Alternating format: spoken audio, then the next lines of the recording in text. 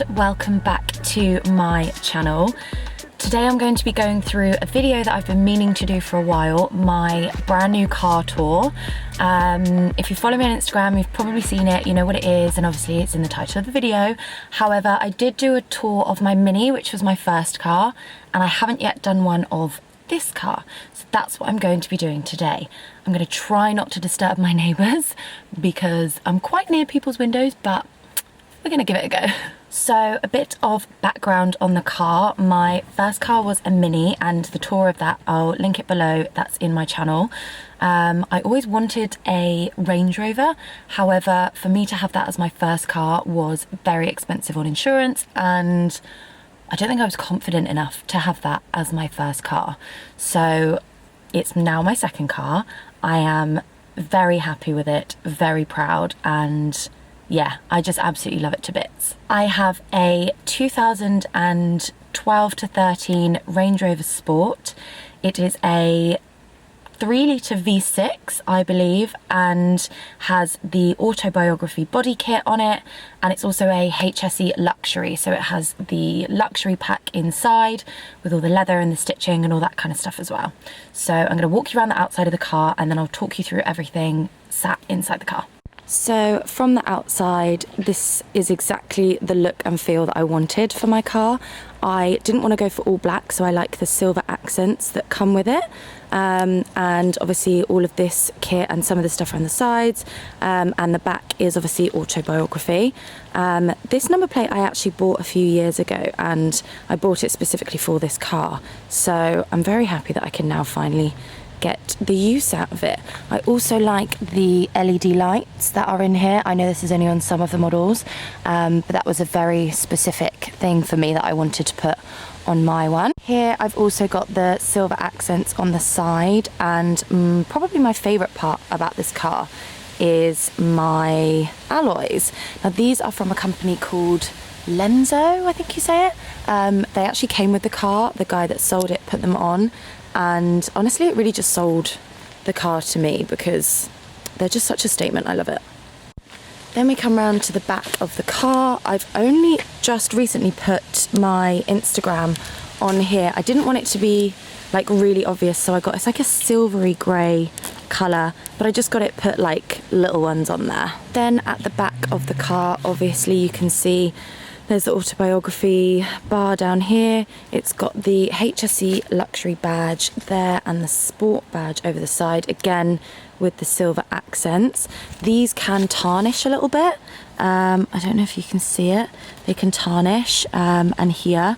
So that's something to watch out for, but they're not that easily replaced, but you can't really see it when you look at the overall thing of the car, so I'm not too bothered. And then the square exhausts down there. We've obviously got the push to open boot, and there's a button on the key to open that as well. This also has the low profile tyres on it, just to make the, I think they're 22-inch alloys, look a bit bigger, and then the side step, which was another massive thing for me. So let's take a look inside the car. I opted for cream leather. Now I know some people don't like it because it can discolour if you have like jeans on and stuff like that, but luckily this is okay and it doesn't look too worn. So obviously this car was bought second hand, but I wanted one that was kind of well looked after, and I think I did pretty well with that, to be honest. There is some wear and tear to things like the side here and also on this thing in the middle, but I mean, what can you expect? It's a car that's fairly old. I still don't think it looks too bad, but yeah, just beware, there's some wear and tear on some of the older ones, especially with things like around the steering wheel, the stuff that you kind of use the most. So now we're going to take a look inside the car. This is the one I always wanted. I've wanted it for about 6 years, I think, and I did actually post a picture of it on Facebook. It was like a little memory that one of my friends sent me in 2014 that posted the picture of this car and said one day. So I'm pretty happy with this, and I made sure it had kind of all the spec and the things I wanted, just for this specific model. So from the driver's seat, obviously this is an automatic, so you've got the brake and the accelerator there. I didn't actually realise, but this has Land Rover rather than like the Range Rover that you see in the newer ones, which is kind of annoying because I would have wanted the Range Rover one, but what can you do? Everything else is perfect. So we've got all the cruise control here. This changes between sort of Bluetooth, plug-in phone and radio. There's also a TV, so if you're sat just waiting somewhere, you can pop the TV on and watch that there.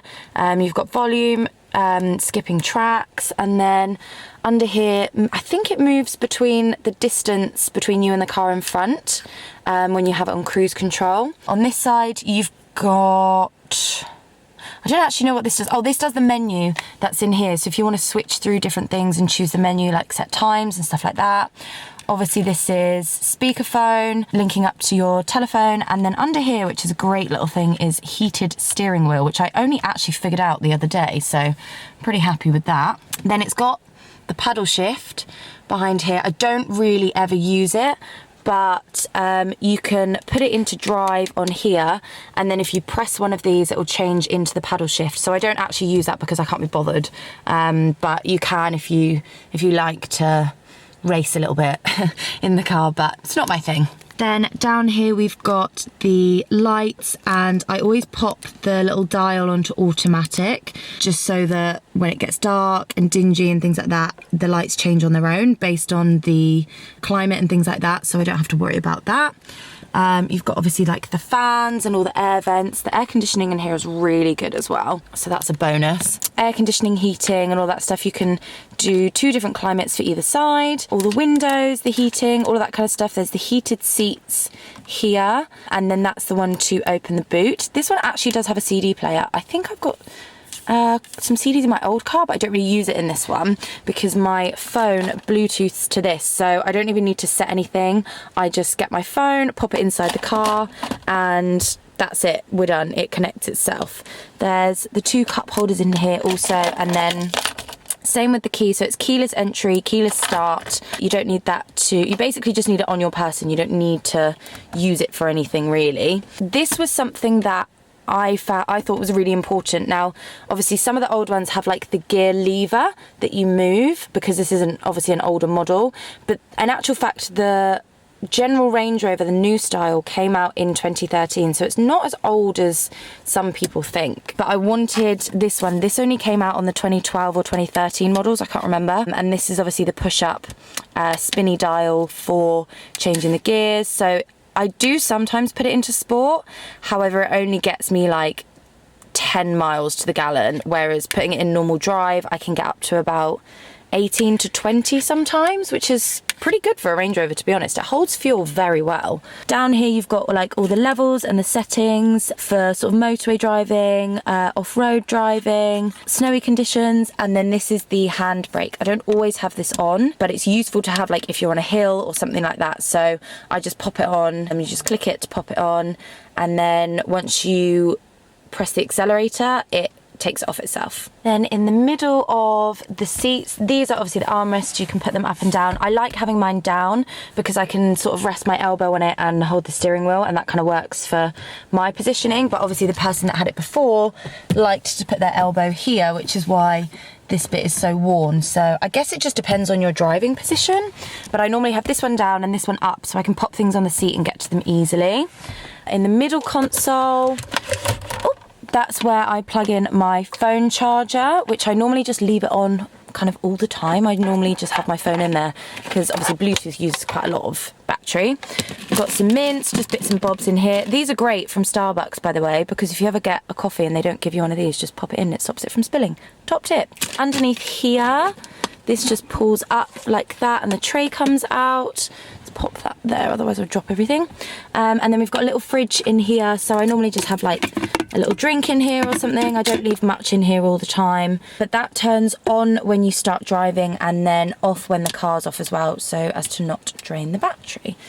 So if we put that back in there. Then over here we've got a miniature glove box, which I quite like because it's easy to get to when you're driving. So I've just got some leftover sweets in there and my glasses in here. And then under here we've got the normal glove box. This is where like the manual and stuff is kept. There's like a little pocket in here.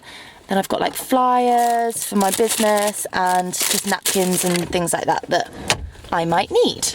There actually isn't any TVs. This is such a weird way to show you, but there actually isn't any TVs in the back of the headrests, and I don't know why, because if I look in my manual it's got like a leaflet that tells you how to use the TVs, so I think there might have been TVs in these, but when they changed like the leather, or maybe when they upgraded it to HSE luxury, that they took the TVs out. I'm not sure, but there's no TVs in this, but there is a leaflet about it that came with it, so I'm not entirely sure about that. But I'm generally super happy with the car.